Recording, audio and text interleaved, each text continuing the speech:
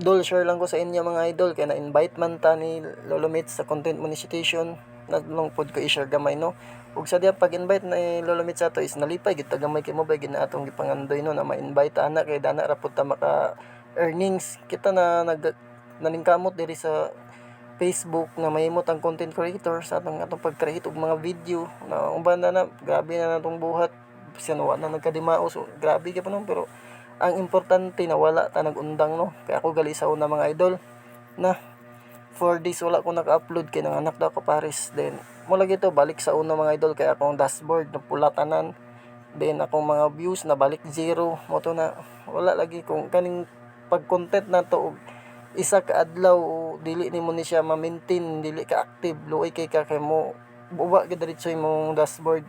Awat tani kani karon mga idol is akong views dan is 200k na unta to, pero karon is 90k na lang. Makita ninyo na karon dira sa akong gina-overlay o dili pod rason mga idol na restricted ta sa daning Facebook, diba, na dili na din ta ma-invite ni Lolo Mets, dili na ma-invite gyapon ta mga idol. Ug makita ninyo na di mga idol sa akong overlay gyapon ako na ipakita sa inyo para pod na magpursige bitaw mo biskan gamay ra na inyong mga followers, gamay ra ang inyong views sa mga upload, dili ta mawad ano paglaom kay maabot ra gyapon ang panahon jud sa kanang sige natog upload biskan ang views pinakadako 100.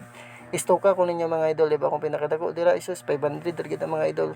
Tungod is dili pa kay ta ilado og gamay ra ang nagsuporta sa tuwa. Ug muna akong i-share sa inyo mga idol, makita ninyo na sa akong dashboard na ang akong profile is nagid siya issue no.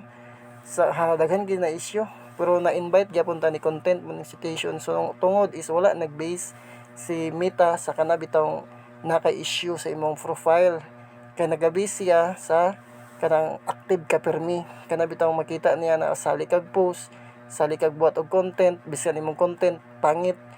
Ang importante na nag-upload ka, kay mo man gid na importante dira mga idol. Ug diri na lang tataman mga idol, daghang salamat sa inyong mga suporta.